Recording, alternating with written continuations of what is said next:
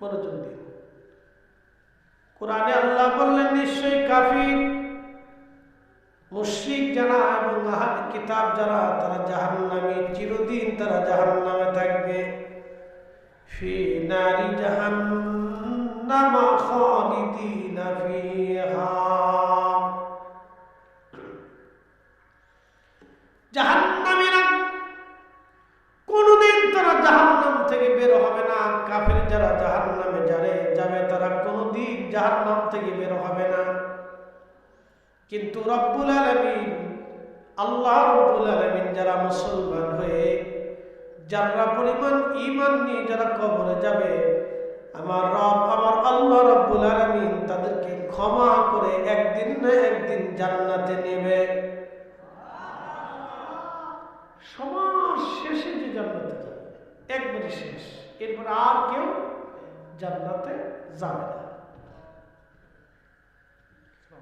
সবার শেষে যে জান্নাতি জাহান্নাম থেকে তাকে বের করে আনার পরে বেহেশতের তাসনিম নদীর পানি দিয়ে তারে গোসল দেওয়ানো হবে। যখন গোসল করানো হবে তার চেহারা নূরময় হয়ে যাবে। জান্নাতে ঢোকার পরে আল্লাহ বললেন, তুমি জান্নাতে চলে যাও। জান্নাতে ঢুকে দেখবে জান্নাতে কোনো জায়গা নাই। সে দেখবে জান্নাতের সবার জন্য বরাদ্দ হয়ে গেছে, আর কোথাও জায়গা নেই। আল্লাহকে বলবেন, রাব্বি, পুরা জান্নাত ভরে গেছে, জান্নাত বরাদ্দ হয়ে গেছে। আল্লাহ, জান্নাতের মধ্যে কোনো জায়গা নাই। আমার রব রব্বে কারীম সেই দিন ডাক দিবেন, তো আমার বান্দা যাও, তোমাকে আমি রব্বুল আলামিন 10টা পৃথিবীর সমান একটা জান্নাত দিয়ে দিলাম। কয়টা পৃথিবী? এই পৃথিবীতে 7টা মহাসাগর। মহাসাগর বুঝে যাবেন, মহাসাগর মানে কোন কিনারা পাবেন না। আপনি মাসের পর মাস জাহাজ চালাবেন, দিনের পর দিন জাহাজ চালাবেন, চলতে চলতে চলতে চলতে আপনার জিন্দেগি পার হবে, সাগর শেষ হবে না। এত বিরাট সাগর, 7টা মহাসাগর, 7টা মহাদেশ, এই বিরাট এই পৃথিবীর 10টা পৃথিবীর সমান আমার আল্লাহ আপনাকে জান্নাতের মধ্যে একটা জান্নাতি জায়গা বরাদ্দ করে দেবে। যে সবার পিছে যাবে তারে আল্লাহ দেবে। সবার পিছে যে যাবে আল্লাহ তাকে দিবে মাছের কলিজা দিয়ে আল্লাহ খাবার খাওয়াবে। এমন সুন্দর একটা বিছানা দিবে, একটা বিছানাতে 70,000 বছর আল্লাহ একটা ঘুমের মধ্যে রাখবে। আচ্ছা বলুন, ক্লান্ত কাজ কারবার করার পরে শুধু ক্লান্ত হয় না? তো হাসরের মাঠে বিরাট পরিশ্রম হবে। কত বড় পরিশ্রম বুঝে আল্লাহ কোরআনে বললেন, তারুজুল মালাইকাতু ওয়ার রূহু ইলাইহি ফি ইয়াউমিন কানা মিকদারুহু 50,000 সানা। দুনিয়ার 50,000 বছর এক জায়গা করলে যত বড়, হাসরের একটা দিন হবে তত বড়। 1 সেকেন্ড করে 60 সেকেন্ড 1 মিনিট, 1 মিনিট করে 60 মিনিটে 1 ঘন্টা, 1 ঘন্টা করে 24 ঘন্টায় দিন ও রাত, 24 ঘন্টার দিন ও রাতে 365 দিনে একটা বছর হয়। এক বছর করে 50,000 বছর পার হলে যত বড় হবে, হাসরের ময়দানে একটা দিন হবে তত বড়। সেই দিনে ধনী ব্যক্তিদের চাইতে গরিবরা 500 বছর আগে আল্লাহর জান্নাতে চলে যাবে। কত বছর? 500। এই শুনে দেন, দুনিয়াতে আল্লাহ আপনার ডাল ভাত দেখা হয়েছে, কচু ভর্তা দিছে, লাল শাক দিছে, পুঁই শাক দিছে। আচ্ছা, যখন বসুন্ধরার মালিক কি দিয়ে খাবার খায়? এত লাল শাক কি সোনা দিয়ে বানানো? বসুন্ধরার মালিক এতে যখন লাল শাক খায়, তখন এর লাল শাকের আমাদের লাল শাকের মধ্যে তফাৎ আছে? এর বেগুন আমার বেগুনের মধ্যে তফাৎ আছে, এর মুরগার ডিম আমার মুরগার ডিমে তফাৎ আছে, এটার গরুর গোশত আমার গরুর গোশত তফাৎ আছে, এটার গাভীর দুধ আমার গাভীর দুধের তফাৎ আছে। বুঝতে যায় হালাল খাওয়ার চেষ্টা করাটাই গুরুত্বপূর্ণ। কথা ঠিক আছে না ভাই? হালাল খাইতে, যে হালাল খায় সে বুদ্ধিমান। 1000 কোটি টাকার মালিকের জন্য যে খাবার গরিবের জন্য আল্লাহ একই খাবার বরাদ্দ করেছে, হয়তো 6 পদ খায় আর 1 পদ খায়। কি কথা ঠিক আছে না? এই 1 পদ খেয়ে ইবাদত করবেন, 500 বছর আগে জান্নাতে চলে যাবেন। তো দুনিয়ার না আখিরাতের 500 বছর, দুনিয়ার 50,000 বছরে আখিরাতের একদিন, সেই হিসেবে 500 বছর। এবার বুঝে নেন যে কত হাজার লক্ষ কোটি বছর দুনিয়ার বছর পার হবে। তুমি কি জান্নাতে যাইবা? নিয়ত আছে? ঠিক আছে, এর লেগে পাশে বসে দিচ্ছি। মুসল্লি খুব করা বাইরে সিদ্ধে বসে আজকে মরে যাবো তো মারছে না।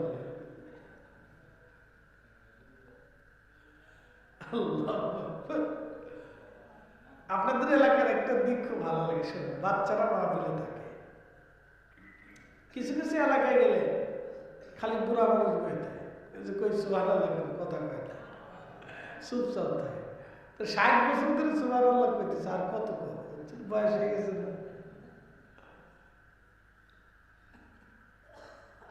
প্রিয় উপস্থিতি, মনোযোগ দিবেন। হাসরের মাঠ এত বিরাট আর এত ব্যাপক হবে, হাসরের মাঠে বিরাট বড় পরিশ্রম হবে। হাউজে কাউসারের পানি ছাড়া আর কোনো পানি নাই। পৃথিবীতে 7টা মহাসাগর আছে, বহু খাল বিল নদী নালা আছে, ভূমধ্য সাগর আছে, পানির কোনো অভাব নাই। কিন্তু হাসরের ময়দানে হাউজে কাউসারের পানি ছাড়া আর কোনো পানি হবে না। আল্লাহ বলেন, ইন্না আ'তাইনাকাল কাউসার, নবী গো হাউজে কাউসার আপনাকে দিয়ে দিলাম, মালিকানা আপনার। ফাসাল্লি লিরাব্বিকা ওয়ানহার, উম্মতকে বলে দেন হাউজে কাউসারের পানি পাইতে হলে অবশ্যই আমার উম্মতকে নামাজ পড়তে হবে, আপনার বান্দা আমার বান্দাকে নামাজ পড়তে হবে এবং আল্লাহর পথে কুরবানি করা লাগবে। একবার জোরে বলা যাবে কি মারহাবা? জোরে বলেন কি পড়া লাগবে? নামাজ। একসাথে বলেন কি পড়া লাগবে? নামাজ। আমাদের দেশে কত কোয়ালিটির নামাজ দেখেন। এক নামাজ আছে হলো বিপদের নামাজ, বুঝলেন নাই? ঠেলার নামাজ, বিআই নামাজ,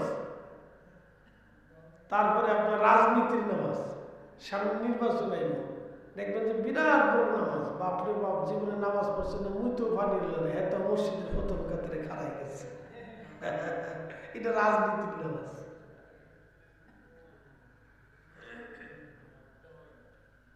রাজনীতির নামাজ। আবার কিছু আছে বতরের নামাজ, খালি জুমার নামাজ পড়ে, এরপরে আর কিচ্ছু পড়ে না। কি কথা কথা দেখে, এটা সিজদাওয়ারি নামাজ, বিরাট বড় নামাজ। এটা মসজিদে জুমার দিন সেন চুট মেরে দিয়ে, শীত চুট মেরে দিয়ে, একটু ভাব চোখ করতে, টুপি টুপি মাথা দিয়ে মসজিদে আস্তে আস্তে হাঁটতে হাঁটতে যায়। তো বিরাট গল্প, এই গল্পের শেষ নেই। 3-4 জনে মিলে গল্প করতে করতে যায়। ইমাম সাহেব যখন খুতবা শুরু করবে তখন টুক করে মসজিদে ঢুকে সালাম ফেরানোর লাগে ফুট করে মসজিদে বেরিয়ে যায়। বিরাট নামাজ। আর এক নামাজ আছে, বিয়ে বাদ গেছে, আর বিয়ে আহে না, নামাজে যাই। কিন্তু চিন্তা করলে যদি নামাজে না যায় তো বিয়ে কি করব? হ্যাঁ, তার বিয়েই যে খুশি করার জন্য হ্যাঁ নামাজে গেছে, মূলত সে আল্লাহরে খুশি করার জন্য গেছে না। এটার নাম হলো বিয়ে নামাজ। কি কথা কর না? নামাজের কোয়ালিটির কোনো শেষ নেই। আবার যেটা জুতা চুরি করার লাগে, জুতা চুরি নামাজ। হ্যাঁ, তার দাম দিচ্ছে জুতা কোনটা ভালো, নামাজে চাই না তো জুতা চুরির দাম দেয় থাকে। আন্তর্জাতিক খ্যাতি সম্পূর্ণ জুতা চোর।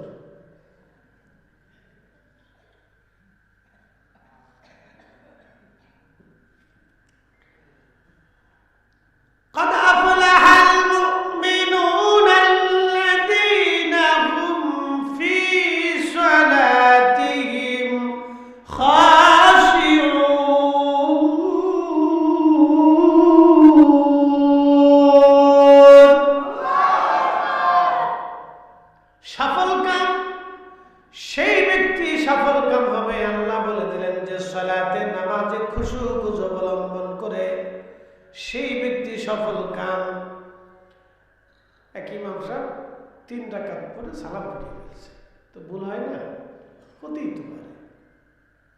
তো 3 রাকাত পরে সালাম ফিরাইতে ইমাম সাহেবের শব্দ লাগতেছে, মুসল্লিন ইকরাম নামাজ মনে হয় আজকে কেমন কেমন লাগলো, কম টম পরে ফেলছি নাকি? তো অন্যান্য মুসল্লিরা হুজুর আপনি যেমনি পড়ছেন আমরা আপনি ফিরিয়ে লাইছি, কম না বেশি কইতে রে। একজন মুসল্লি দাঁড়ায় কা হুজুর নামাজ আজকে 3 রাকাতই হয়েছে। কে বুঝলেন কেমনে? আমার দোকান হলো 4টে, আমি প্রত্যেক রাকাতে এক এক দোকানের হিসাব করি, আজকে 3 দোকানের হিসাব হয়েছে, একটা বাদ আছে।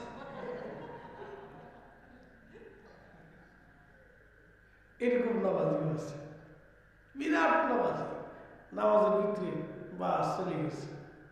আলহামদুলিল্লাহি রাব্বিল আলামিন আর রহমানির রহিম মালিক ইয়াউমিদ্দিন।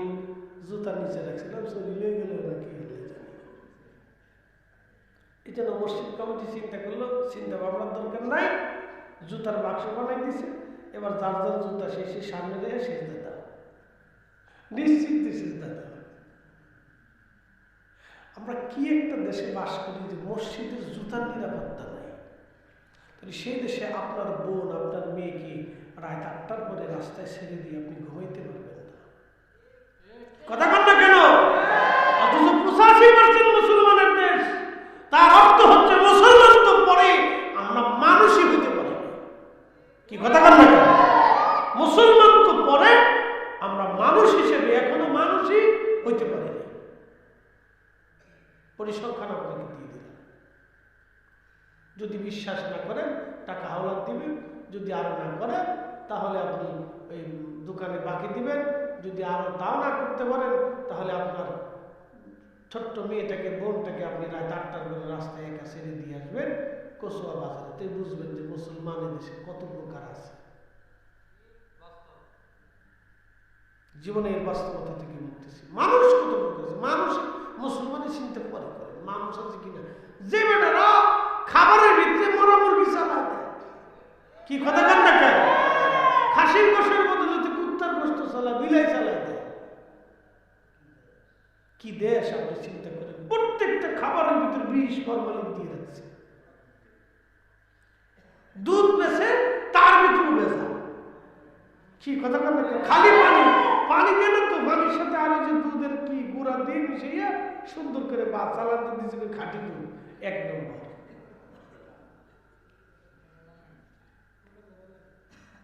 কি খাবেন কত? কি দেশ আপনি চিন্তা করেন?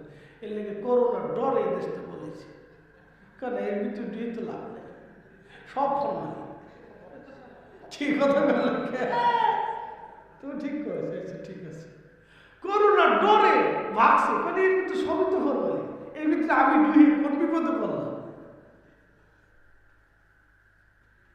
আল্লাহ কি দেশে বাস করে? আল্লাহ আমাদের দয়া করে কুদরতে বাঁচায় রাখছে, নাহলে ঠাস ঠাস ঠাস ঠাস করে পুড়িয়ে মরে যাওয়ার কথা ছিল। কথা ঠিক আছে না ভাই? আপনি যা দেখবেন তো সৌদি আরবের খাবার খাই যায়, দেখবেন যে কি পরিমাণে ফ্রেশ খাবার তারা খায়। কোন রকম ভেজাল যদি পায় তাহলে এই কোম্পানির গোষ্ঠী শুদ্ধ উদ্ধার করে দিবে। বাপ ডাক দিলেও প্রশাসন তাকে মাফ করবে না। আর আমাদের দেশে টেবিলের নিচে মাইনে দিলে সব 7 খুন মাফ। কি কথা বল না কেন? এই অবস্থা আমাদের দেশে। আমরা যে কবে মানুষ হবো জানি না। মানুষ হইয়া ভবেতে আসিয়া মানুষের করিলাম কি? আমি নবী না মানিলাম, কি যে ভুল করিলাম, ভস্মে ঢালিলাম ঘি। মানুষ হইয়া ভবেতে আসিয়া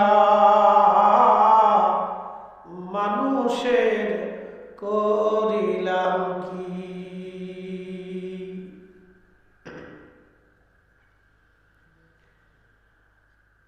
এটা কি মালচুয়া না? এই নামটা কি রাখি? আর কি কোনো নাম নেই? এটা কি বাংলা ভাষা না উর্দু না ফার্সি না হিন্দি? কেমনে কইতা? মাহবুব ছাড়া কি কইতে হবে?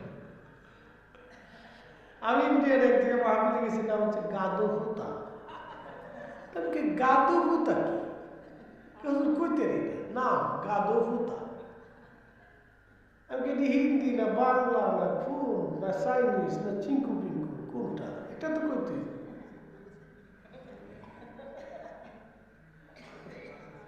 যাক, যে রাখছে তারা আল্লাহ বেহেশত নসিব করবে। আর কি করার আছে? পঞ্চগড়ে এক জায়গার নাম আছে ঠেঙ্গাবাড়ি। আচ্ছা কত এই নামটা কি রাখছে? আর বাকিটা কইলাম না, এটা কইলে এখানে আর ওয়াজ করা যাইত না। কি নাম বাপরে বাপ! আল্লাহ অস্কার দেওয়ার দরকার এই নামের লেগে। এক এক জায়গায় এক এক কোয়ালিটি না। আল্লাহ দুনিয়া কত জায়গা দেখলাম, কত জায়গা আল্লাহ দেখাইল, কত মানুষ আল্লাহ, কত কোয়ালিটি, কত মনের। কারো চেহারার সাথে কারো চেহারার মিল নেই। ঠিক আছে না ভাই? না কেন মিল নেই, চোখের মিল নেই, বডি স্ট্রাকচার কোনো কিছু মিল নেই। মানুষ আল্লাহু আকবার, সেরা সৃষ্টিজীব। এই মানুষের সাথে আল্লাহর প্রেম হলো, কিন্তু বড় আফসোস, তারপর আপনারা এত রাত্রে বসে আছেন, এটাও কিন্তু আল্লাহর প্রেম। আল্লাহ আপনাকে বসাইয়া ক্ষমা করাবে আজকে। একসাথে বলবেন আল্লাহু আকবার।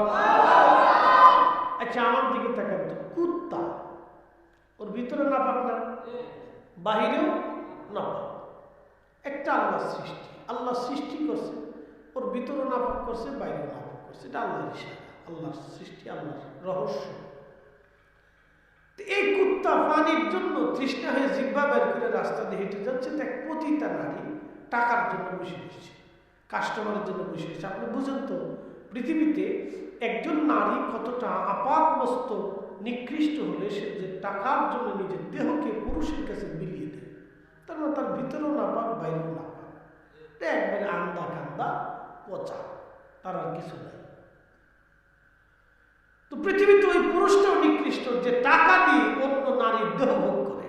কথা মনে রাখবেন। আরেকটা মশলা শুনে যাই, যুবকদেরকে বলে যাব, শোনেন, আপনার রুটি রুজিক থেকে কোনোদিনও কোনো পতিতা নারীকে টাকা দিয়ে তার সাথে জেনা করবেন না। আপনার রিজিকের টাকা দিয়ে সাবধান করলে আপনার জীবনে কোনোদিন রিজিকে বরকত হবে না। আপনি কোটি কোটি টাকার মালিক হবেন, কিন্তু বরকত পাবেন না। বলে দিয়ে গেলাম আজকে এই গোপন রহস্যটা। আপনার উপার্জিত অর্থ দিয়ে কোনোদিনও জেনা করবেন না, কোনো নারী ভোগ করবেন না। তাহলে আপনার জীবনে কোনোদিন রিজিকে বরকত হবে না, হবে না, হবে না। আপনি কোটি টাকার মালিক হবেন, কিন্তু বরকত পাবেন না। মনে রেখে তো মনোযোগ দেন। তো পতিতা নারী, সে তো পতিতা। তো কুত্তার এই দৃশ্যটা দেখে খুব মায়া লাগছে, মানুষ না তো মায়া লাগছে। সে নিজের পায়ের মোজা খুলছে, চামড়া দিয়ে বানানো। এই মোজা খুলে রশি বেঁধে কুয়ার ভিতর থেকে পানি উঠেছে, উঠে কুত্তারে পান করেছে। আল্লাহর কাছে এই দৃশ্যটা খুব ভালো লাগলো। একসাথে বলবেন আল্লাহু আকবার। আল্লাহ নবী বললেন, শুধুমাত্র পতিতা কুকুরকে পানি পান করানোর জন্য আল্লাহ পতিতার জীবনের সমস্ত জেনার গুনাহ মাফ করে দিল। মাফ করে দিয়ে আল্লাহ তাকে জান্নাতি বানাই দিল। এখন আমার প্রশ্ন, আমরা মিলাদুন নবীতে উরুস মাহফিল ইসালে সবে আমরা যখন তাবারক রান্না করে মানুষকে খাওয়াই, আমার দেশের এক ধরনের বাইরা বেদাতের ফতোয়া দিয়ে বন্ধ করতে চায়। আর তারা বলে আমরা সিন্নির আশেক, জিলাফির আশেক, মিষ্টির আশেক।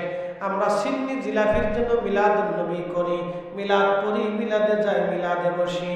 তার মানে বোঝা গেল না না না না, আহা, পতিতা নারী যদি কুত্তাকে পানি পান করানোর জন্য জান্নাতে চলে যেতে পারে, তাহলে আমরা মানুষকে আল্লাহর মেহমান বানাইয়া খাওয়াইয়া আমরাও আল্লাহর দরবার থেকে ক্ষমা পাওয়ার আশা করতে পারি। কথা কোন ঠিক কিনা?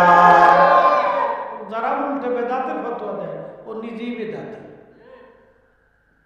যারা উল্টে বেদাতের ফতোয়া দেয়, এটা নিজেই বেদাতি, সে নিজেই বেদাতি, সে নিজেই বেদাতি। ও বেদাত বুঝে না, সুন্নত বুঝে না। আল্লাহ তাআলা হেদায়েত করুক, সকলে বলে না আমিন। প্রিয় উপস্থিতি, মনোযোগ দিবেন। হাজিরিন, আমি কোরআন শরীফ থেকে সূরা বুরুজ তেলাওয়াত করেছিলাম। এই বুরুজ থেকে একটা ঘটনা শোনাবো। আল্লাহ নবী পৃথিবীতে তশরিফ আনলেন। নবীজি তশরিফ রাখার 50 বছর আগে একটা ঘটনা ঘটলো। এই ঘটনার নাম হলো আসহাবুল ফিল, হস্তি বাহিনীর ঘটনা। তারও 20 বছর আগে আল্লাহর একটা ঘটনা ঘটাইলেন। সেই ঘটনার নাম হলো আসহাবুল উখদুদের ঘটনা। দুইটাই ঘটনা আল্লাহ তার কোরআনে বর্ণনা করেছেন। দুইটা ঘটনাই আল্লাহ কোরআনে লিখছেন। একটা ঘটনাকে কেন্দ্র করে সূরা ফিল নাজিল করলেন, আর একটা ঘটনাকে কেন্দ্র করে আল্লাহ সূরা বুরুজ নাজিল করলেন। মনোযোগ দিবেন। আবরাহা চলে আসলো মক্কাতে। আবরাহার বাড়ি বর্তমান ইয়ামান। অনেক বড় সৈন্যবাহিনী নিয়ে আসলো। আবরাহা চলে আসলো। আবরাহা যখন আসছে, সমস্ত উট দুম্বা ভেড়াগুলি ধরে নিয়ে আসে। তো মক্কার যিনি লিডার, তিনি নবীজির দাদা আব্দুল মুত্তালিব ছিলেন। তার উট দুম্বাগুলি ধরে নিয়ে আসছে।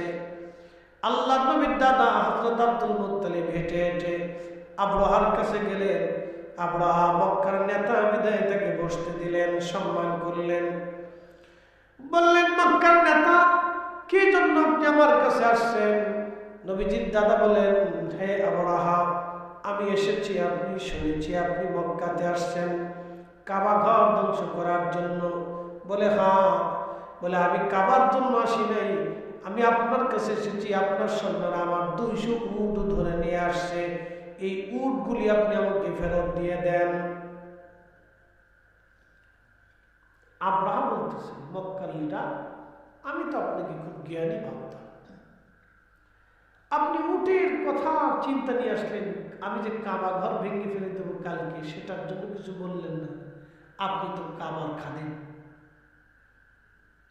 তো প্রিয় নবীর দাদা বলেন, আবরাহা, উটের মালিক আমি আমার উটের জন্য আসছি। কাবার মালিক আল্লাহ, ওটা আল্লাহ দেখবে।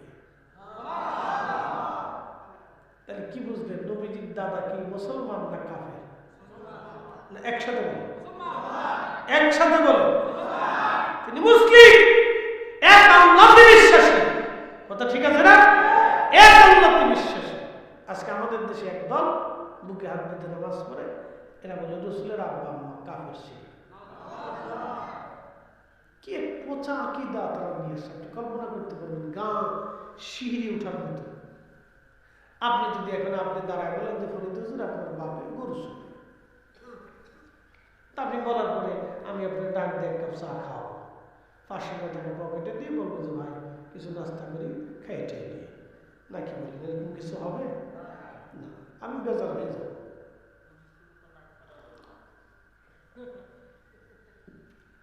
আপনার বাবা যদি খারাপ হয়, তারপরে কোনো সন্তান তার বাবার প্রতি গালি সহ্য করতে,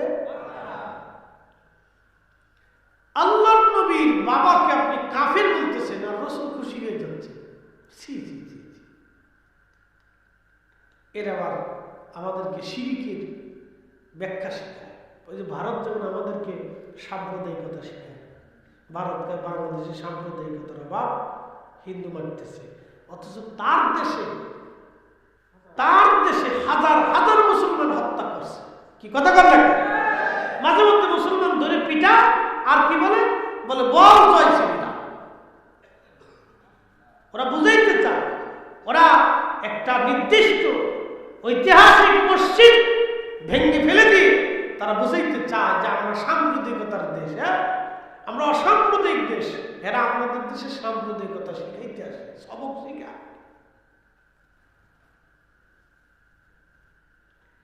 প্রিয় উপস্থিতি, খুব মনোযোগ দিবেন। প্রতিনিয়ত যারা মুসলমানদেরকে হত্যা করে, যে দেশে একটা গরু কুরবানি করা যায় না প্রকাশ্যে, বহু স্থান আছে মুসলমানরা মাইকে আযান পর্যন্ত দিতে পারে না। বহু মসজিদে ভারতে মুসলমান মাইকে আযান দিতে পারে না। এরা আমাদের দেশে সবক শিখে, বাংলাদেশের সাম্প্রদায়িকতা আছে। আচ্ছা কান্ত কসুয়া কোনো হিন্দুর দোকানে যদি কেউ লুটপাট চালাইতে চায়, মুসলমানরা করতে দেবে? মুসলমানরাই তো ধরে ফিরে দেয় বেটা, তুই হিন্দুর দোকানে লুটপাট করতে আসছিস, কথা ঠিক আছে না ভাই? মুসলমানরাই ফিরে, এটা অন্যায়, এটা অন্যায়, তুই করতে আসছিস কেন? এটা আমাদের বাংলাদেশ, শত শত বছর ধরে আমরা সহাবস্থানে বাস করি। আজ পর্যন্ত আমাদের দেশে কখনো দেখি নেই যে হিন্দু মুসলমানের দাঙ্গা হয়েছে, মারামারি হয়েছে। এলাকা ভিত্তিক দুই চারটা ঘুষি কিলি থাপ্পড় থাপড়াথাপড়ি গালাগালি লাটালাটি এটা হয় সব জায়গায়, ঠিক আছে না ভাই? ব্যবসা বাণিজ্য নিয়ে, জমি টমি নিয়ে, এলাকার রাজনীতি নিয়ে হইতে পারে, কিন্তু সামগ্রিকভাবে কোথাও এরকম হয় না। ভারতে দেখা যায় কিছুদিন পরে উপজাতি মানে, শিখ মানে, অমুকে মানে, মুসলমান মানে, খ্রিস্টান পিটায়, মানে ভারতে বুঝাইতে যায় হিন্দুরাই ভারতে থাকবে, আর কেউ থাকবে না। কি এক পাগলের দেশ! এখনো বাথরুম করে জায়গা পায় না, রেল লাইনের পাশে বাথরুম করে। কি কথা কর না কেন? এখন ইন্ডিয়াতে রেল লাইনের পাশে বাথরুম করে না, এখনো বাথরুম করে, রেল লাইনের পাশে বই বাথরুম করতেছে।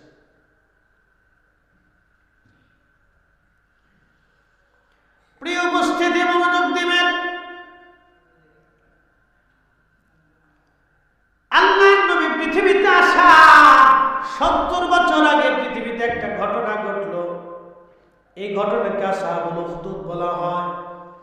আল্লাহ কোরআনে বললেন, কুতিলা আসহাবুল উখদুদিন নারি যাতিল ওয়াকুদ।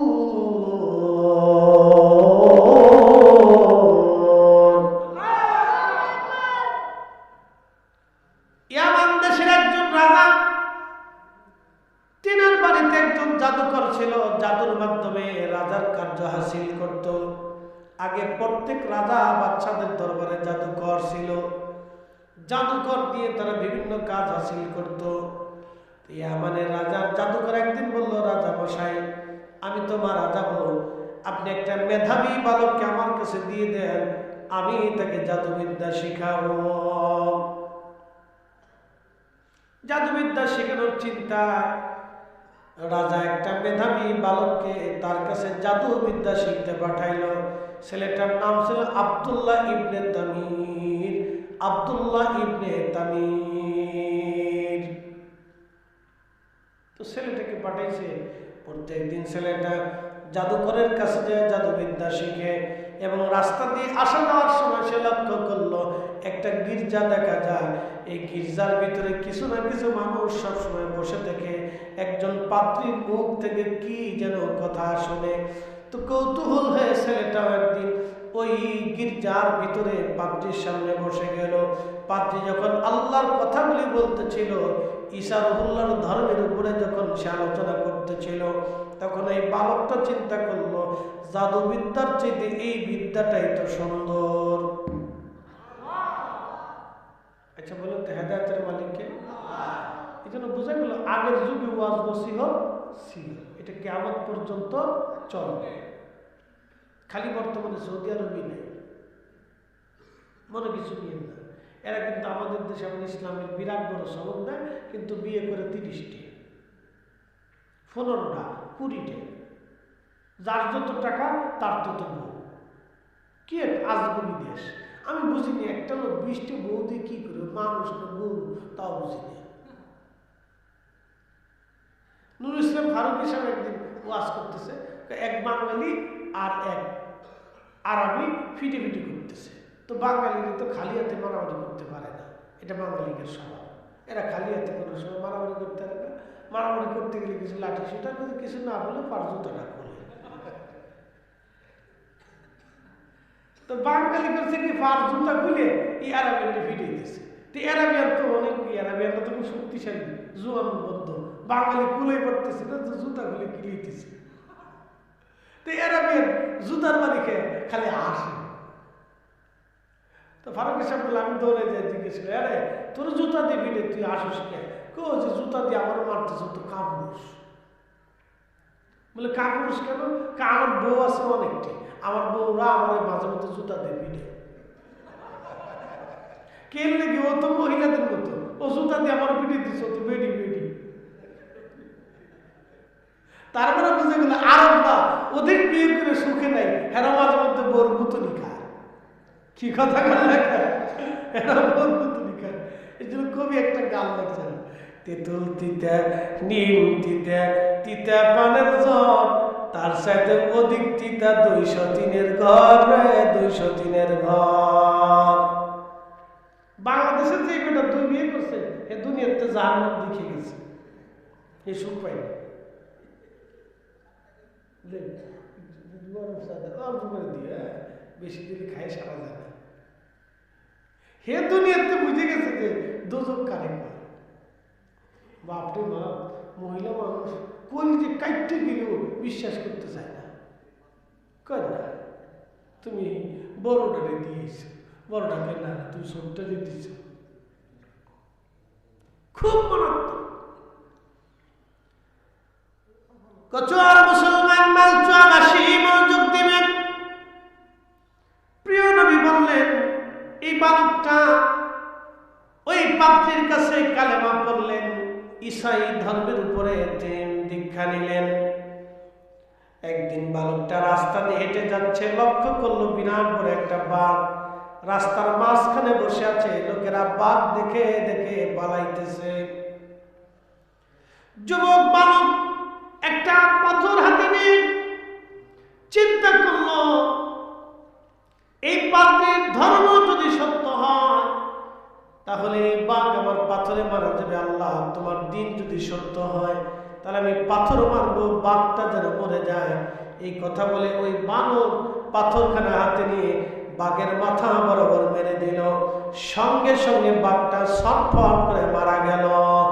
একবার জোরে বলেন আল্লাহু আকবার। তো বাঘ মরে গেছে। বাঘ মরে যাওয়ার পরে এবার সারা অঞ্চলে জানাজানি হয়ে গেল, আব্দুল্লাহ ইবনে তামির নামক এক বালক একটা পাথর মেরে বাঘ মেরে ফেলে দিয়েছে। বাঘ মেরে ফেলে দিয়েছে, সারা ইয়ামান দেশে কথা ছড়িয়ে গেল, সারা দেশে ছড়িয়ে গেছে, সারা দেশে সুনাম ছড়িয়ে গেল। এবার বালকটা পাত্রের কাছে যা বলল, হুজুর, আল্লাহর দ্বীন সত্য, আপনার ধর্মটাই সত্য, তাহলে আপনি আমাকে ইসমে আজম শিখিয়ে দেন।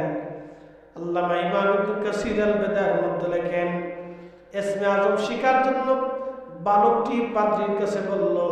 পাদ্রী বলল, বেটা রে, ইসমে আজম তুমি সহ্য করতে পারবে না, কারণ তোমার বয়স হয় নাই। এই আপনাদেরকে বলি, ক্লাস 9-10-এর একটা ছেলে কি ডাক্তার হতে পারে? ইন্টারমিডিয়েট পাস করা কোনো ছেলে কি অপারেশন করতে পারে?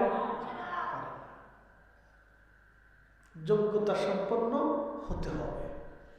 আমি আপনাদেরকে একটা গল্প শোনাই। এই আমাদের দেশে বলে আমরা কাঠে ঢেকি, তার মানে অপদার্থ। যে যে বিদ্যায় পারদর্শী না তার সেই কাজে দিলে বিপদ ছাড়া, মুসিবত ছাড়া অন্য কিছু আশা করতে পারবেন না। এই জন্য অল্প বয়সে মেয়ে বিয়ে করলে আপনি ঠিক মতো সংসার করতে পারবেন না। তাহলে হুজুর এটি কি বললেন? হয় এটাই সত্য। হ্যাঁ, তার সংসারে কিছু বুঝে না, তোর বয়স অল্প। এই স্বামী কি বুঝতো না, এই সংসার গিয়ে বুঝতো না। শ্বশুরের সাথে ঝগড়া লাগবো, শাশুড়ির সাথে লাগবো, তাহলে যাইবো না, নাহলে বাবার বাড়ি যাবো না, ঘুরতে যাইবো না, চলে যাইব, বুঝে যায়। মনোযোগ দিয়ে এক লোক এক বুজুর্গের কাছে যা বলতেছে, হুজুর, আপনি আমাদের পশু পাখির ভাষা শিখিয়ে দেন। গল্পটা লিখছেন আল্লামা ইমাম রুমি রাহিমাহুল্লাহ, এই মসনবির ভিতরে লিখছেন। আপনি আমাদের একটু পশু পাখির ভাষা শিখিয়ে দেন। তো বলতেছে, বেটা রে, তুমি পশু পাখির ভাষা শিখলে বিপদে পড়ে যাবা। না হুজুর, শিখিয়ে দিতেই হবে। তো বহু চাপাচাপির পরে হুজুর এদের পশু পাখির ভাষা শিখিয়ে দিচ্ছে, এই বিদ্যা কিভাবে কিভাবে হাসিল করতে হবে, যাই সে হাসিল করছে। এখন হুজুর তারে বিদায় দিচ্ছে, আচ্ছা তুমি বাড়ি চলে যাও। তো বাড়ি এসে খাইতে বসছে।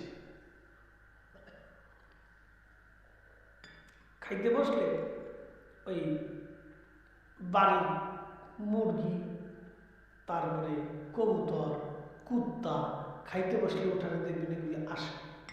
তো বাড়ির কুত্তাটা খাইতে বসলে বাড়ির তার পাশে এসে বসে রয়েছে। কুত্তা বসে, দেখবেন আপনি যখন খাবেন তো আপনার বাড়ির কুত্তা আপনার পাশে বসে থাকে, যে মালিক যাতে আপনি কিছু দেয়, ও চুপচাপ বয়ে দেয়। তো মালিকের পাশে কুকুর বাসা। মালিকের খুব মায়া লাগলো, সে 2টা রুটির ভিতর থেকে একটা রুটি ছিঁড়ে কুকুরের সামনে দিয়ে দিল। যখন কুকুরের সামনে রুটিটা দিয়ে দিছে, কুকুর ছিল 2টা, একটা কুকুর সব রুটি খেয়ে ফেলে দিয়েছে। যখন একটা কুকুরের সব রুটি খাইলো, অন্য কুকুরটা ডাক দেখে, আরে তুই আমার সব রুটি খেয়ে ফেলে দিলি, আমাদের মালিক তো আমাদেরকে রুটি দিয়েছিল, তুই অর্ধেক খেতে পারতি, আমার অর্ধেক দিতে পারতি। দেখেন কুত্তা, এক কুত্তা আর একটারে বলতেছে, এই তুই সব রুটি খাইলি, আমারও তো দিতে পারতি, মালিক তো তোরে দিছে আমারও দিছে, আমরা তো দুইজনই। এই কুত্তায় কয়, আরে মন খারাপ করিস, কালকে মালিকে গরু মরে যাবে, তো গরু ফেলে দিবে না, ওই গরু তুই খাস আর আমি খাওয়াবি, তুই পেট ভরে খাস, তো মন খারাপ করিস। একসাথে কথা আল্লাহ আল্লাহ কি ভাষা আমার শিখলাম, যে কুত্তায় গল্প করে এত বুঝি, তো গরু মরে যাবে, দারুণ জিনিস তো।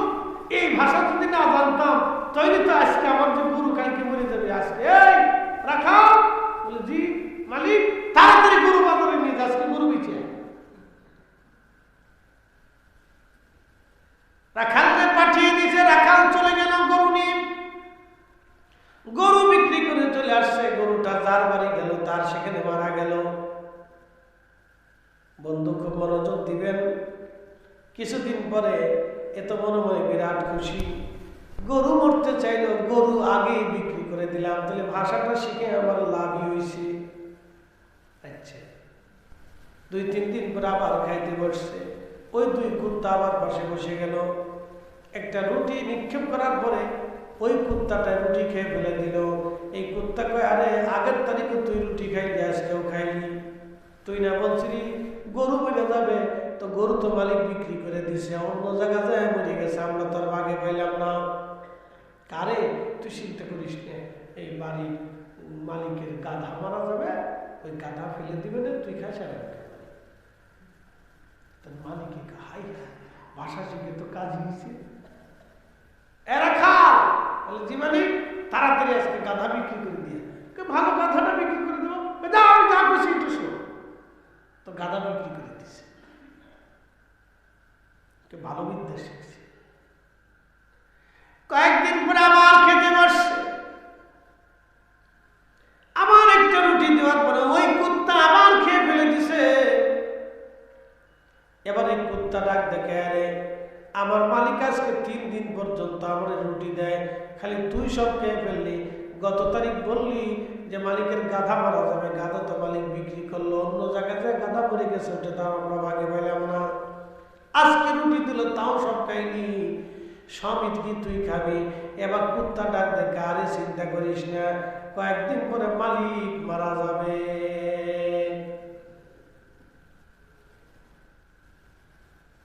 কে মারা যাবে? মালিকের খাওয়ান আছে, খাওয়ান বাদ দিয়ে হাত পা সেখানে বলে পড়ছে। আগে ওই লোক কয়েকদিন পরে মালিক মরবে, মালিক মরার পরে জিয়াফত করবে না, সেই খাবার ফেলে দিবে না কিছু, তুই খাস আর আমি খাবা না। মালিক তো হাত পা ছেড়ে দিচ্ছে। হইল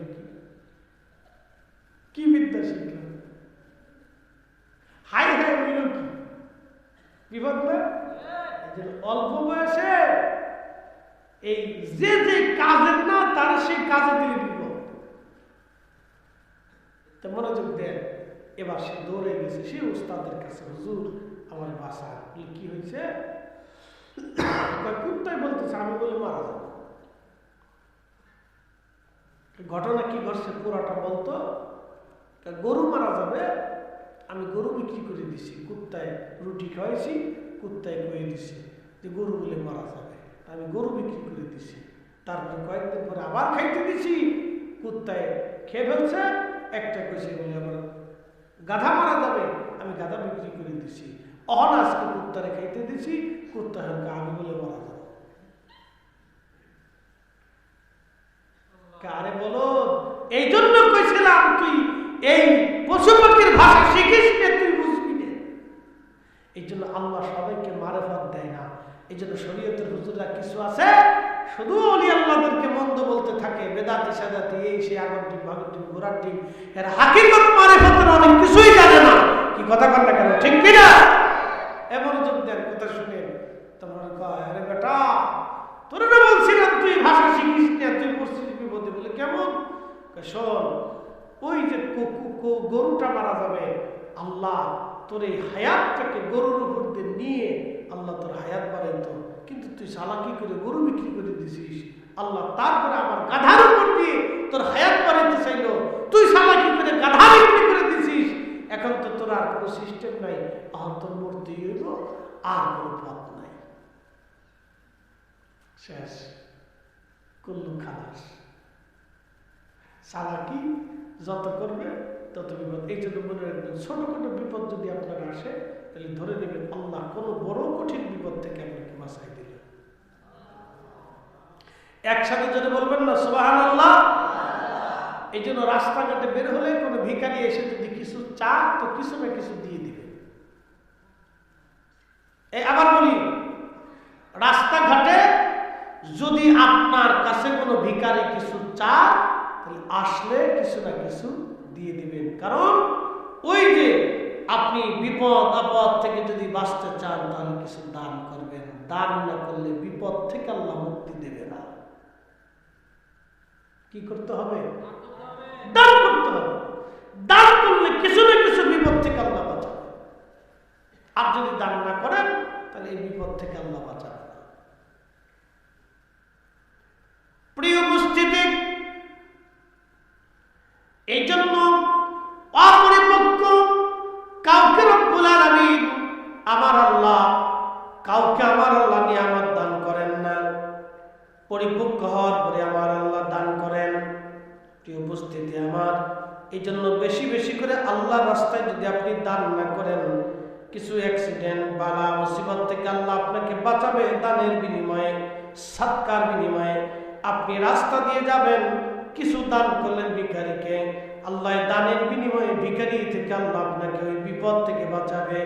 হয়তো রাস্তায় কোনো দুর্ঘটনা, অ্যাক্সিডেন্টে, কোনো মহামারীতে কঠিন কোনো বিপদের সম্মুখীন হবেন, ঠিক তখনই রব্বুল আলামিন ওই দানের বিনিময়ে আপনাকে বাঁচাই দিবে। একবার জোরে বলা যাবে কি সুবহানাল্লাহ। দান না করলে বিপদ থেকে আল্লাহ বাঁচাবে না। তো প্রিয় ভাই, খুব মনোযোগ দিয়ে, ওই যে যুবকটা, বালকটা পাদ্রীকে বলতেছে, পাদ্রী আপনি আমাকে ইসমে আজম শিখিয়ে দেন। এ বাবা কথা বলো না, শোনো। পাদ্রীকে বলতেছে, পাদ্রী ইসমে আজম আমাকে শিখিয়ে দেন। পাদ্রী বললেন, বেটারে তুমি এর ওজন বুঝতে পারবা না, এই ওজন তুমি বুঝবা না, এই ওজনটা খুবই কঠিন ওজন, তুমি এই বিদ্যা জানার প্রয়োজন নাই। বালকটি বলল, না হুজুর, এই বিদ্যা আমাকে জানতেই হবে। এই আল্লাহর ইসমে আজম, আল্লাহর মারিফতের খনি, এটা আমার জানা বড় প্রয়োজন। পাদ্রী বলল, না আমি তোমাকে শিখাইতে পারবো না, এই বিদ্যার বয়স তোমার হয় নাই, বয়স না হওয়া পর্যন্ত এই বিদ্যা তোমারে দেব না। এবার পাদ্রী নিষেধ করে দেওয়ার পরে ছেলেটা একটা নতুন পদ্ধতি আবিষ্কার করলো। পদ্ধতি হলো তাওরাতে, জবুরে, ইনজিলে আল্লাহ 3000 নাম আছে। একসাথে জোরে বলবেন কি সুবহানাল্লাহ। আল্লাহ 3000 নাম আছে। এই 3000 নাম সে সংগ্রহ করলো। 3000 নাম সংগ্রহ করার পরে প্রত্যেকটা তীরের ফলার মতো আল্লাহ রাব্বুল আলামিনের একটা একটা করে নাম লিখলো। নাম লেখার পরে আগুনের কুণ্ডলি জ্বালাইয়া এই বালকটা প্রত্যেকটা তীরকে আগুনের মধ্যে নিক্ষেপ করলো। সব তীর আগুনের মধ্যে পড়ে গেল, কিন্তু ইসমে আজম খচিত নামটা বারবার আগুন থেকে বের হয়ে আসতে লাগলো। সমস্ত নাম আগুনের ভিতরে পড়ে গেল, ইসমে আজমের নামটা বারবার আগুন থেকে লাফ দিয়ে সরে সরে পড়ে আসতে লাগলো। প্রিয় উপস্থিতি, মনোযোগ দিবেন। ইসমে আজম পাওয়ার পরে এই বালকটা পাত্রীর কাছে যা বলল, পাত্রী ইসমে আজম শিখলাম আপনার কাছ থেকে। এই যে ইসমে আজম আল্লাহর, পাত্রী বলল, বেটা রে, তোমার তো বয়স হয় নাই, তুমি এর হাকিকত মারিফত বুঝবা না। বেটা, তোমার বয়স হোক, তারপরে তুমি ইসমে আজম শিখতা। তবে আমি পাত্রী মন বলতেছে তুমি কঠিন কোনো বিপদের সম্মুখীন হবা। যদি কঠিন কোনো বিপদের সম্মুখীন হও, তাহলে তুমি আমার কথা কিন্তু কারো কাছে ব্যক্ত করবা না। তা বলতে চাচ্ছা, হুজুর ঠিক আছে। ইসমে আজমটা হচ্ছে সেই নিয়ামত, যখন কারো আয়ত্তের ভিতরে আসে তখন ওই লোকটা ইসমে আজম আসার পরে ওই লোকটা আল্লাহ পাকের মুহিব্বিন হয়ে যায়, আল্লাহ পাকের পেয়ারা হয়ে যায়। একসাথে বলবেন সুবহানাল্লাহ। আল্লাহর অনেক বড় পেয়ারা হয়ে যায়। শোনেন, ইসমে আজম যার আছে, খাজা বাবা আজমিরি রাহিমাহুল্লাহ, তিনি আনা সাগরের পানি একটা লুটার ভিতরে এনেছিলেন এই ইসমে আজমের বদৌলতে। আলিফ লাম মিম, আলিফ লাম রা, ইয়াসিন তাহা, কাফ হা ইয়া আইন সাদ নুন।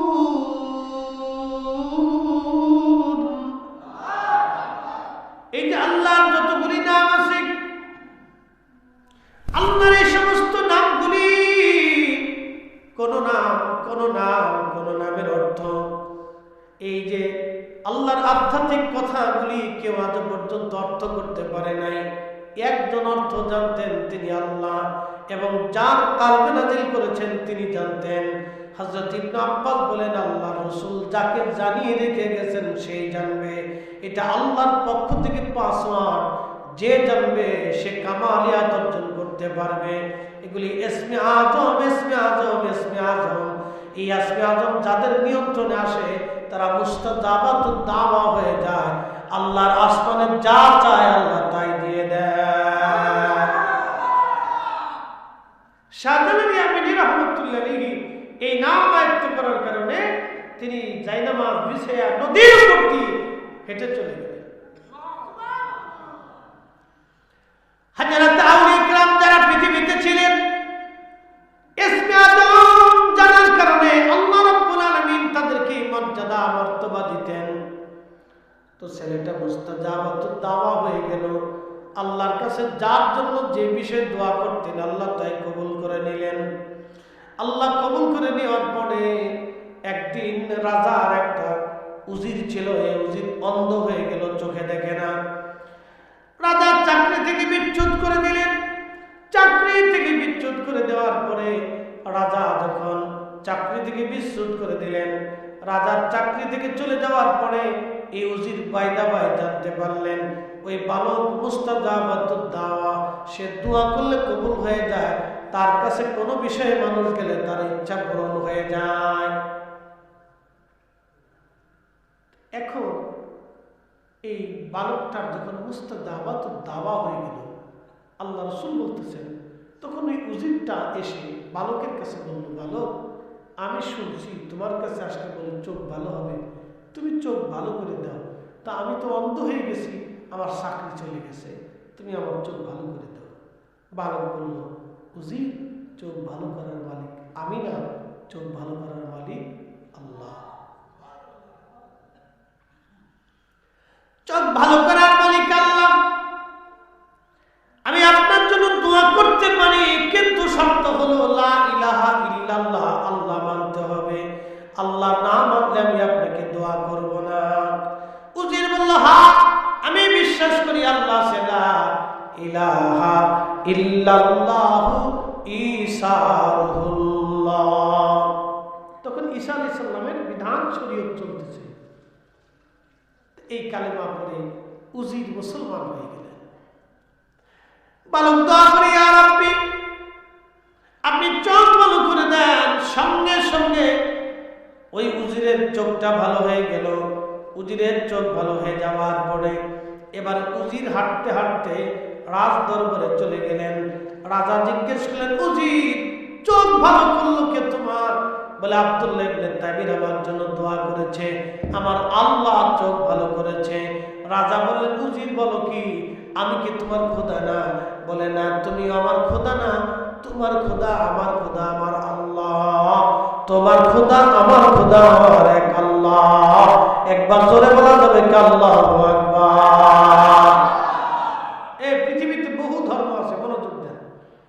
বৌদ্ধ, খ্রিস্টান, ইহুদি, নাসারা, মাজুসি, জৈন, শিখ, এরকম অনেক ধর্ম পৃথিবীতে আছে। এক এক ধর্মের এক একটা বিশ্বাস আছে, এক এক ধর্মের এক এক বিশ্বাস। যেমন মাজুসি ধর্মে যারা বিশ্বাস, তারা আগুনের পূজা করে, আগুন জ্বালা, আগুনের সামনে সেজদা করে, ওই যার যার তার তার ধর্ম নিয়মতান্ত্রিক ভাবে এটার পূজা করে। তো মনোযোগ দেন, এই মাজুসি ধর্মে যারা, তারা আগুনের পূজা করে। তারা মনে করে এই আগুন আমার স্রষ্টা, এই আগুন আমাকে দেয়, এই আগুন আমার সবকিছু করে। এখন আপনাদেরকে প্রশ্ন করে, আমার দিকে তাকান, প্রশ্ন করি, জবাব দিবেন। আগুন কি নিজের ইচ্ছায় একা একা জ্বলতে পারে? পারে না। বলে কারণ কি?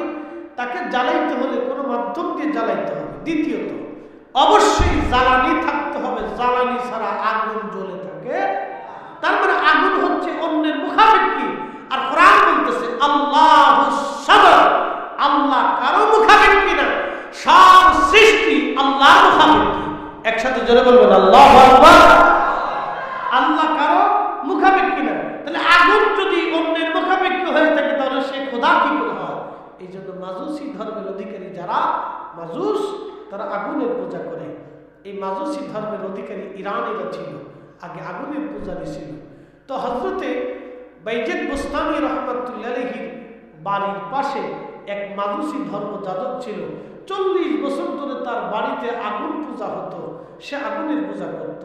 সে মারা যাবে, বাইজিদ বুস্তামি তার কাছে যা বলতেছে, এরে মাজুসি, আমার প্রতিবেশী, তুমি ঈমান হারা হয়ে কবরে চলে যাবে, তোমাকে এক আল্লাহর দাওয়াত দিলাম, তুমি কবুল করে নাও। তো মাজুসি বলতেছে, বাইজিদ, তোমার এক আল্লাহ যে সত্য, তার প্রমাণ কি? বলে, তুমি কি প্রমাণ চাও? বলে, তুমি কি প্রমাণ দেখাইতে চাও?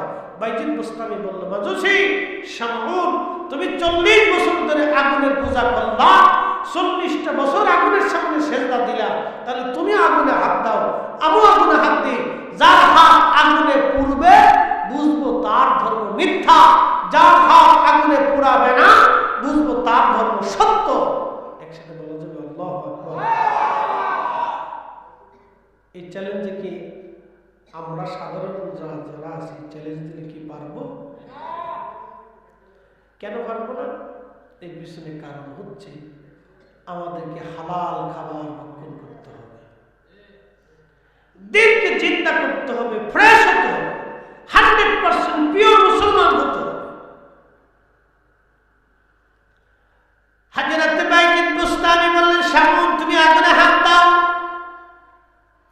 শামউন দেখে বলতেছে, বাইজিদ, তুমি আগে হাত দাও।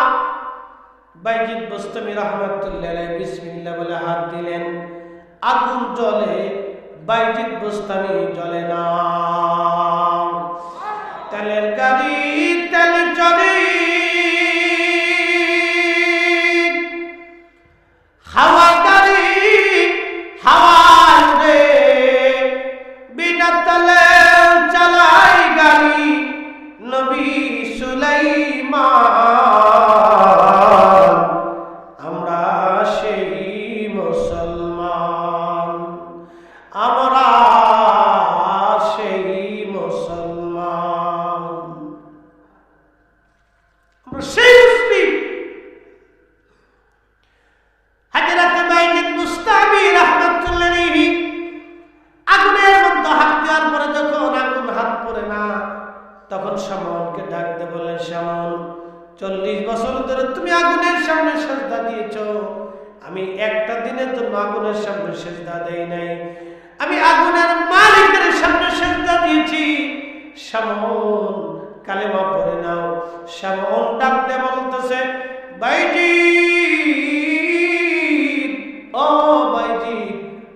বোঝার বাকি নেই।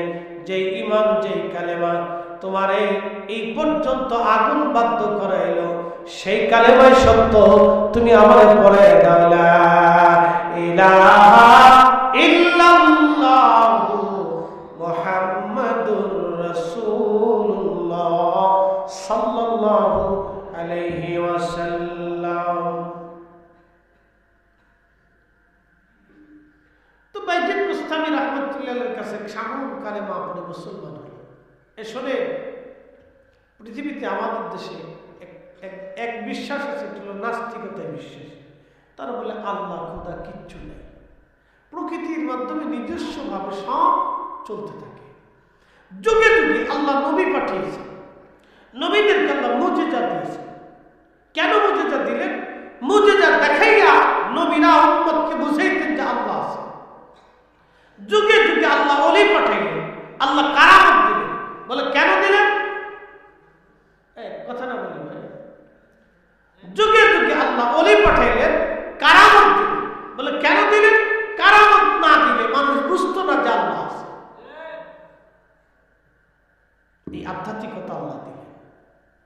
ইসলামের ভিতরে দুইটা পার্ট, একটা জাহির আর একটা বাতিন। প্রিয় উপস্থিতি, আল্লাহ রাসূল বলেন ওই বালকটা দোয়া করলেন, চোখ ভালো হলো। এবার ওই রাজা বলেন আমি কি তোমার খোদা নয়? তখন উজির বলল না, তোমারও রব যে, আমারও রব সে আল্লাহ। বলে উজির, এই ধর্ম তুমি কোথায় পেয়েছ? বলে আব্দুল্লাহ ইবনে তামির আমাকে শিখিয়েছে এই ধর্ম। বলে ধরে নিয়ে আসো তাকে। ধরে আনার পরে বলা হলো আব্দুল্লাহ, তুমি এই ধর্ম কোথায় পেয়েছ? আব্দুল্লাহ বলতেছে আমি পাদ্রীর কাছ থেকে শিখেছি। এবার ধরে আনা হলো পাদ্রীকে। পাদ্রীকে ধরে আনার পরে পাদ্রীর শুলের মধ্যে চড়াইয়া তার মাথা বরাবর করাত রাখছে, করাত। রাজা ডাক দিয়ে বলতেছে পাদ্রী তুই কি ধর্ম ছাড়বি? পাদ্রী ডাক দিয়ে বলতেছে রাজা জীবন চলে যাবে, ঈমান যাবে না। আল্লাহ নবী বলেন উম্মত তোমাকে যদি কেটে কেটে কেটে কেটে টুকরা টুকরা করা হয় তারপরে তুমি শিরিক করবে না, কারণ একবার মুশরিক হয়ে যদি কবরে চলে যাও আজীবন তোমাকে জাহান্নামে থাকতে হবে। ফি নারি জাহান্নামা খালিদিনা ফিহা, চিরদিন তুমি জাহান্নামে থাকবা। আর যদি ঈমান নিয়ে কবরে চলে যাও একদিন না একদিন তুমি জাহান্নাম থেকে বের হয়ে আসবা। তোমাকে আল্লাহ জাহান্নাম থেকে বের করাইয়া আল্লাহ তোমার জান্নাতের মধ্যে নিয়ে যাবে যদি ঈমান নিয়ে কবরে যাইতে পারো। যদি ঈমান নিয়ে কবরে যাও তো একদিন না একদিন তুমি জান্নাতে যাবা। তো লক্ষ্য করে পাদ্রীর মাথা বরাবর করাত ধরা হয়েছে। সারবি বলে না। তো পাদ্রী করা মাথা বরাবর করাত চালানো হলো। ধীরে ধীরে ধীরে ধীরে করাত দিয়ে কাটতে কাটতে কাটতে কাটতে পোড়া দেহ কাটা হলো, 2 খণ্ড হলো। তারপর পাদ্রী ঈমান দিল না, জীবন দিয়ে দিল, কিন্তু ঈমান বিক্রি করলো না। একসাথে বলা যাবে আল্লাহু আকবার। এর অর্থ হচ্ছে যুগে যুগে যুগে যুগে হকের উপরে পৃথিবীতে মানুষ দায়েম এবং কায়েম ছিলেন, এবং কিয়ামত পর্যন্ত হকের উপরে মানুষ দায়েম কায়েম থাকবে, এবং কিয়ামত পর্যন্ত আল্লাহ জমিনে ওলি তৈরি করে রাখবে, এবং কিয়ামত পর্যন্ত জমিনে ওলি থাকবে। ওলি না থাকলে আল্লাহর আকাশ ভেঙে পড়বে, জমিন ভেঙে যাবে, সমুদ্র উদ্বেলিত হবে, তামাম সৃষ্টি ভেঙে যাবে, খান খান হয়ে পড়বে। যখনই পৃথিবী ওলি শূন্য হবে তখনই পৃথিবী ধ্বংস হয়ে যাবে। এই জন্য পৃথিবীতে কখনো ওলি শূন্য থাকবে না। আল্লাহ নবী বললেন পাদ্রী জীবন দিল। পাদ্রীর জীবন চলে যাওয়ার পরে এবার বালককে বলা হলো তাকে শুলের মধ্যে চড়াও, তার বুক লক্ষ্য করে তীর ছুঁড়ে মারো। রাসূল বললেন তার বুক লক্ষ্য করে যখন তীর মারা হলো প্রত্যেকটা তীর বুকের সামনে থেকে পড়ে যায়, একটা তীরও তার বুকের মধ্যে ঢুকলো না। এবার রাজা ডাকতে বলেন যুবক বালক রে, তুমি কি করে এই তীর থেকে বাঁচো? বলে আমার আল্লাহ বাঁচায়। একসাথে বলেন আল্লাহু আকবার। আমাদের হায়াতের মালিককে, রিজিক, দৌলত, আল্লাহ ইচ্ছার বাহিরে আপনি কি একটা ভাতের দানা বেশি খেতে পারবেন? না, কোনো সুযোগ নেই। আপনার 1000 কোটি টাকা থাকবে, খেতে পারবেন না। আপনি আল্লাহর ইচ্ছার বাহিরে একটা ভাতের দানা খাওয়ার সুযোগ আপনার আমার নাই। নিজের জীবন থেকে বুঝে, শিশু, কিশোর, বালক, যুবক, বৃদ্ধ, এক এক সময় এক এক অনুভূতি। শিশু বয়সে এক অনুভূতি, কিশোরে এক অনুভূতি, বালকে আর এক অনুভূতি। বুঝেন, কিশোরকালে আপনাকে একটা চকলেট দিলে, একটা চিপস কিনে দিলে, 50টা টাকা দিলে, অথবা ভালো খেলনা কিনে দিলে মনে করতেন যে এটাই জীবন। বালক জীবনে আসার পর একটা ফুটবল, একটা র্যাকেট, ক্রিকেট, একটা সাইকেল কিনে দিলে ভাবতেন এটাই জীবন। সুন্দর একটু পোশাক হলে ভাবতেন এটাই জীবন। যুবক বয়সে আসলেন, আসার পরে কিছু পয়সা করে রুটি রুটি করলেন, সুন্দর ফ্যামিলি থেকে বিয়ে করলেন, ভাবলেন এটাই জীবন। বৃদ্ধকাল আসার পরে তখন বুঝলেন আহা, জীবনে অনেক ভুল করে ফেলেছি। কি কথা বল না কেন? বৃদ্ধকাল আসলেই বুঝবেন আহা, জীবনে অনেক ভুল করছি, কি করলাম, জীবনটা বৃথা চলে গেল, শেষ। তখন বুদ্ধির উদয় হয়, কিন্তু এর আগে বুঝে না। বৃদ্ধকাল। প্রিয় উপস্থিতি, মনোযোগ দিবেন। আল্লাহ নবী বললেন, এবার এই বালকটাকে রাজা বললেন, এরে বালক, তোর কোন খোদা তোমাকে বাঁচায় দেখি। সৈন্যদেরকে বললেন তাকে সমুদ্রের মধ্যে নিয়ে চলে যাও, আরব সাগরে। সমুদ্রের গভীরে নিয়ে তা ছেড়ে দিয়ে চলে আসো। সমুদ্রের গভীরে তাকে নিয়ে যখন রাজার সৈন্যরা চলে গেল, আল্লাহ নবী বললেন প্রচন্ড তুফান এসে, প্রচন্ড তুফানে সমস্ত সৈন্যরা মরে গেল, কিন্তু এই বালকটাকে আমার আল্লাহ অলৌকিকভাবে বাঁচাইয়া আমার রব থেকে ফেরত পাঠাইলেন।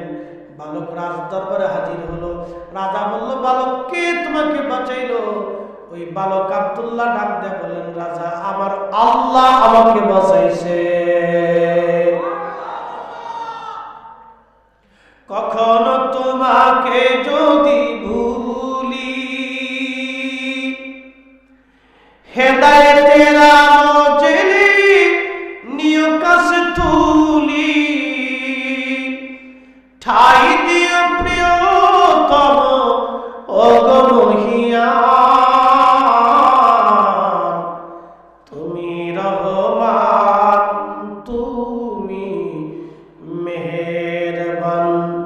অন্ধ গাহে না শুধু তোমারই গুণগান, অন্ধ গাহে না শুধু তোমারই গুণগান। বুঝেও বুঝে না তবু শান, তুমি রহমান, তুমি মেহেরবান। এবার বালককে রাজা বললেন তাকে ধরে নিয়ে পাহাড় থেকে ফেলে দাও। সৈন্যরা তাকে পাহাড় নিয়ে চলে গেল। আমার রব, আমার আল্লাহ অলৌকিকভাবে পাহাড়ে ভূমিকম্প দিয়ে সৈন্যরা মারা গেল, কাফেররা মারা গেল, কিন্তু এই বালককে আমার আল্লাহ সহস্তে সশরীরে জিন্দা করে আল্লাহ নিরাপত্তার সাথে তাকে ধরে নিয়ে চলে আসলেন। আবার রাজা বললেন, বালক কে তোমাকে বাঁচাইল? বালক ডাক দিয়ে বলল, রাজা, আমার আল্লাহ, আমার রব আমাকে বাঁচাইছে। এবার রাজা ডাক দিয়ে বলতেছে, বালক তুমি কি মারা যাবে না? বলে, হ্যাঁ মারা যাবো। কুল্লু নাফস দায়িকাতুল মউত, এমন কোন জীবন নাই মৃত্যুর স্বাদ থেকে না নিতে হবে। রাজা, অবশ্যই মারা যাব, কিন্তু কি করলে তুমি মরবা বলো। তখন এই বালক ডাক দিয়ে বলল, রাজা রে, ইয়ামান দেশের সমস্ত মানুষকে একটা ময়দানে জড়ো করবেন। জড়া করার পরে একটা শোলের মধ্যে মরে চড়াইয়া একটা তীর ধনুক হাতে নিয়া তীর পড়াইয়া আপনি ধনুক ছুঁড়ে মারার আগে বলবেন, বিসমিল্লাহি রাব্বি হাযাল গোলাম। এই কথা বলে আপনি যখন তীর ছুঁড়ে মারবেন, আমি শহীদ হয়ে যাব। এর আগে 1000 চেষ্টা করলো, আপনি আমাকে মারতে পারবেন না, কারণ আল্লাহ আমাকে ইসমে আজমের অধিকারী বানিয়ে দিয়েছেন। মান আদানি ওলিয়ান ফাকাদ আযানতুহু বিল হারব। আল্লাহ বলেন, আমি ওলিদের সাথে যারা দুশমনি করে আমি আল্লাহ তাদের সাথে যুদ্ধ ঘোষণা করি, চিরসত্য। তো মনোযোগ দিন, রাজা বলেন হ্যাঁ তাই করব। তো ইয়ামানের লক্ষ লক্ষ মানুষ তিনি এক প্রান্তরে জমা করলেন, শুলের মধ্যে চড়াইয়া তীর হাতে নিয়ে বালকের দিকে লক্ষ্য করে এই বাচ্চা বলতো বিসমিল্লাহি রাব্বি হাযাল গোলাম। এই কথা বলে যখন তীর নিক্ষেপ করলেন, সাথে সাথে বালক আব্দুল্লাহ ইবনে তামির শহীদ হয়ে গেলেন। অ্যাটেনশন, শহীদ হয়েছে বটে, কিন্তু বাকি যে লক্ষ লক্ষ মানুষ দেখলো হাই হাই, তাহলে এই বালকের ধর্মই তো সত্য। রাজা এতদিন আমাদেরকে বোকা বানিয়ে নিজে খোদা হয়ে বসে রয়েছে, রাজা তো খোদা না, তাহলে খোদা তো আর একজন, তিনি রব্বি আল্লাহ, আল্লাহ আমাদের রব, এই বালকের রবি আমাদের রব, এই বালকের খোদাই আমাদের খোদা, এই বালকের আল্লাহ আমাদের আল্লাহ। তখনই ঠিক সমস্ত মানুষ বলে উঠল লা ইলাহা ইল্লাল্লাহ, লা ইলাহা ইল্লাল্লাহ। লক্ষ লক্ষ মানুষ সাথে সাথে কালেমা পড়ে মুসলমান হয়ে গেল। মূল্য কয়জন? তৈরি হলো কয়জন? লক্ষ লক্ষ মুসলমান। এরকমই খাজা বাবা একজন, মুসলমান বানাইছেন 90 লক্ষ। শাহজালাল একজন, কিন্তু এই জন্য এই বঙ্গে শুধু ওনার বদৌলতে আজকে 18 কোটি মুসলমান। একসাথে বলবেন আল্লাহু আকবার। তো ওনারা যা করেছেন, আমরা 16 লক্ষ 18 কোটি মুসলমান তা পারি, আমরা 60 লক্ষ আলেম তা করতে পারি। সামান্য একটু করি, দেখেন কি মারামারি বাপরে, বুড়া জোয়ান পিঠে, জোয়ান বুড়ারে পিঠে, পিটাইতে মানুষ মেরেই ফেলবে। আচ্ছা বলেন তো, যে মানুষগুলি মারা গেল এর দায়ভার কে নিবে? কে নিবে এই দায়ভার? আল্লাহ বললেন মান কাতালা নাফসান বিগাইরি নাফসিন আও ফাসাদিন ফিল আরদি ফাকাআন্নামা কাতালান নাস জামিআ। হে মানব, তোমরা যদি একজন নিরপরাধ মানুষকে হত্যা করো, তাহলে তোমরা শুনে রাখো तमाम পৃথিবী কাতালান নাস জামিআ, तमाम দুনিয়ার মানুষ মেরে ফেললেন যে অপরাধ, একজন নিরপরাধ মানুষকে মেরে ফেললে সেই অপরাধ। চিন্তা করেন, এরকম নিরাপদ মানুষগুলি মরে গেল। এর পিছনে কারণ কি জানেন? আউলিয়া কেরামদের সিগনেচার নাই। এটা একদিন দেখবেন এই জমিন থেকে নিঃশেষ হয়ে গেছে, এটার কোনো অস্তিত্বই থাকবে না। কি কথা বললেন?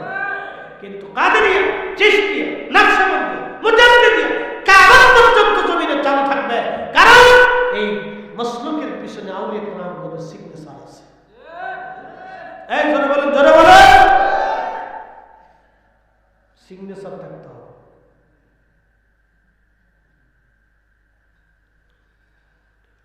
প্রিয় উপস্থিতি, মনোযোগ দিবেন। লক্ষ লক্ষ মানুষ কালেমা পড়ল, কালেমা পড়ার পরে রাজা ডাক দিয়ে বলেন হায় হায়, হলো কি? মারলাম একটা, তৈরি হলো লাখ লাখ। এবার তখন রাজা বলেন ইয়ামানের রাস্তার মোড়ে মোড়ে বড় বড় গর্ত খনন করো, গর্ত খনন করে এই গর্তের মধ্যে তোমরা আগুন জ্বালাও। যারা ঈমান রাখবে তাদেরকে আগুনে পোড়াই দাও, আর যারা আমাকে খোদা মনে করবে তাদেরকে ছেড়ে দাও। কিয়ামতের আগে দাজ্জাল আসবে, দাজ্জাল এসে মানুষকে জান্নাত দেখাবে। আসলে মূলত সেই জান্নাতটাই হলো জাহান্নাম। দাজ্জাল যখন জান্নাত দেখাবে, তখন মানুষরা দাজ্জালকে মেনে নেবে, হ্যাঁ এটাই তো দাজ্জাল, এটাই তো খোদা। তখন বহু মানুষ বেঈমান হয়ে চলে যাবে। যারা দাজ্জালের জান্নাত দেখে দাজ্জালের সঙ্গী হবে, তারা জাহান্নামে যাবে। আর যারা দাজ্জালকে মানবে না, দাজ্জাল তাদেরকে হত্যা করবে। আল্লাহর নবী বললেন তারাই আল্লাহর জান্নাতি হয়ে যাবে। একবার জোরে বলা যাবে কি মারহাবা।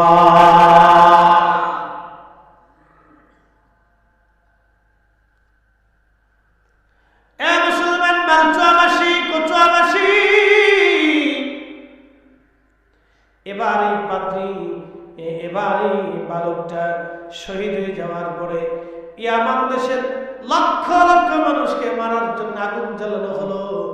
এই সময় তারা আগুনের ভিতরে একজন না দুইজন না 20,000 মানুষকে তারা আগুনের মধ্যে পুড়িয়ে মারল। 20,000 মানুষ আগুনকে পুড়িয়ে মারল, কিন্তু তারা জীবন দিল, ঈমান দিল না। 20,000 লোক বলল না, এই বালকের ধর্মই সত্য, আমরা জীবন দিব, ঈমান দিব না। এইভাবে বাকি কিছু লোক বাচ্চাকে মেনে নিল, কিন্তু এই 20,000 মানুষ আল্লাহকে মেনে নিল। এই 20,000 শেষ একজন মহিলা তার কোলের মধ্যে বাচ্চা সন্তান নিয়ে ইতস্ততা করতেছিল। এই মহিলাকে টানতে টানতে টানতে টানতে এই আগুনের দিকে নিয়ে যাওয়া, মহিলা আগুন থেকে বাঁচানোর জন্য চেষ্টা করতেছিল, তার বাচ্চাটাকে বাঁচানোর জন্য চেষ্টা করতেছিল। ঠিক তখনই বাচ্চার জবান খুলে গেল। বাচ্চা ডাকতে বলে, মা, তুমি যেটাকে আগুনের গোত্র দেখতেছো মা, এটা আগুন না মা, এটা আল্লাহর বেহেশতের বাগান, তুমি জান্নাত থেকে পালাইও না মা। আল্লাহর নবী বললেন, এই বাচ্চার জবান খুলে গেল। বাচ্চা জবান খুলে বলতেছে, মা, এটা বেহেশতের বাগান, তুমি এটাকে এই আগুন মনে করো না। তখনই এই মহিলা তার বাচ্চা সব আগুনে ঝাঁপিয়ে পড়ে শহীদ হয়ে গেল। এইভাবে 20,000 মানুষকে তারা আগুনে পুড়িয়ে মারল। কোরআন আল্লাহ বলেন, কুতিলা আসহাবুল উখদুদিন নারি দাতিল ওয়াকুদ ইদহুম আলাইহা কুউদু ওয়া হুম আলা মা ইয়াফআলুনা বিল মুমিনিনা শুহুদ। আমরা মসজিদের ভালো একজনের জুতা দেখলি চুরির ধান্দা করি, আমরা 2টা পয়সা সিরা টাকা মসজিদে দেওয়ার চিন্তা করি, আমরা আল্লাহর পথে ব্যয় করার জন্য শতবার চিন্তা করি, আর তারা নিজের জীবনকে আল্লাহর রাহে আগুনের ভিতরে ঢেলে দিয়ে শহীদ হয়ে গেল, কিন্তু ঈমান বিক্রি করলো না। একসাথে বলা যাবে আল্লাহু আকবার। তাদের থেকে আল্লাহ আমাদেরকে 70 গুণ মর্যাদা বেশি দিয়ে দিয়েছে। কত গুণ? কেন? রসুলের জন্য। যারা বলেন কার জন্য? রসুলের জন্য 70 গুণ মর্যাদা আল্লাহ আমাদেরকে দিয়েছে। এই মানুষগুলি জীবন দিল, 20,000 মানুষ জীবন দিয়ে দিল। সর্বশেষ ছোট্ট বাচ্চাটার জবান খুলে গেল, মা, তুমি যেটাকে আগুন দেখতেছ, এটা আগুন না রে মা, এটা তো বেহেশতের বাগান। প্রিয় উপস্থিতি, এই ঘটনার বহু বছর পরে হযরত ওমর রাদিয়াল্লাহু আনহুর খেলাফত আমলে বাইজান খাল খনন চলতেছিল ইয়ামান দেশে। খাল খনন চলতেছে, খাল। এই খাল খনন চলা অবস্থায় হযরত আব্দুল্লাহ ইবনে তামিরের লাশ পাওয়া গেল। আস্তে হয়ে গেল না? আরো জোরে বলেন আল্লাহ। নারে একসাথে যেমন আল্লাহু আকবার, নারে তাকবীর, নারে রিসালাত, আলে সুন্নাত ওয়াল জামাত। ভালো আছে। আমাদের সম্মানিত সভাপতি মহোদয় আসছেন, সকলে বলে মারহাবা। মনোযোগ দিন।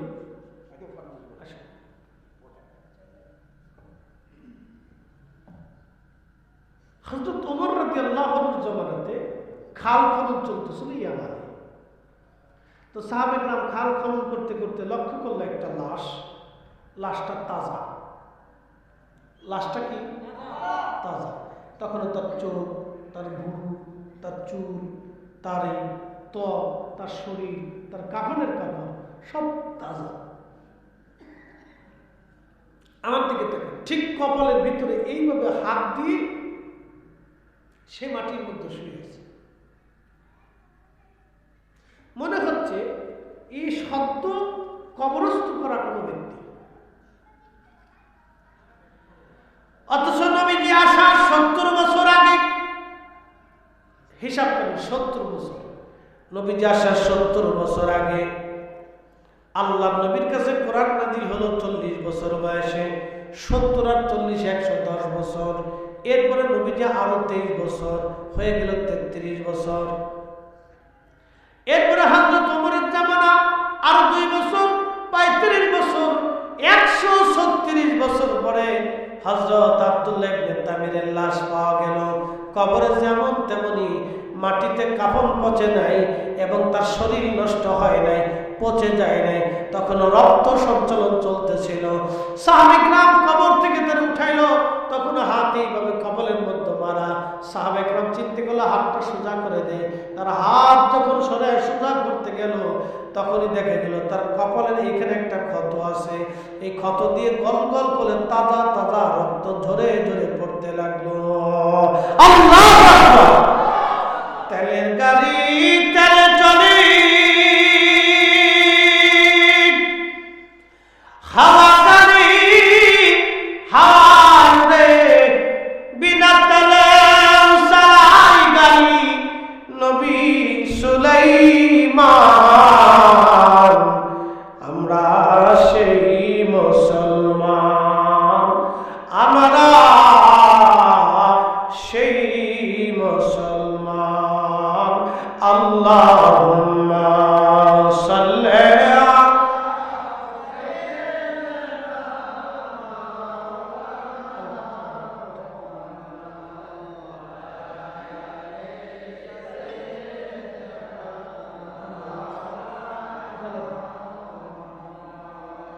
উড়ে যাও রে মাহফিলের হাওয়া, যাও রে উড়ে মদিনায়, আমাদের দুরূদ পৌঁছে দিও নূর নবীজির পাক রওজায়। আল্লাহুম্মা সাল্লি আলা মাওলানা মুহাম্মদ আলি সাইয়্যিদিনা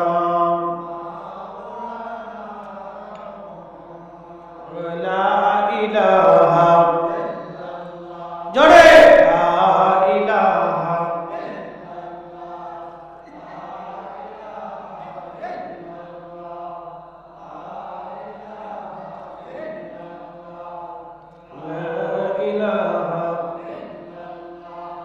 আসিয়া বলে আল্লাহ আল্লাহ, ফেরাউন দিছে কত জ্বালা। আল্লাহ বলেন ও জিবরাইল, আল্লাহ বলেন ও জিবরাইল, খুলো হে জান্নাতের তালা। লা ইলাহা লা ইলাহা লা ইলাহা ইল্লাল্লাহু মুহাম্মাদুর রাসূলুল্লাহ সাল্লাল্লাহু আলাইহি ওয়াসাল্লাম।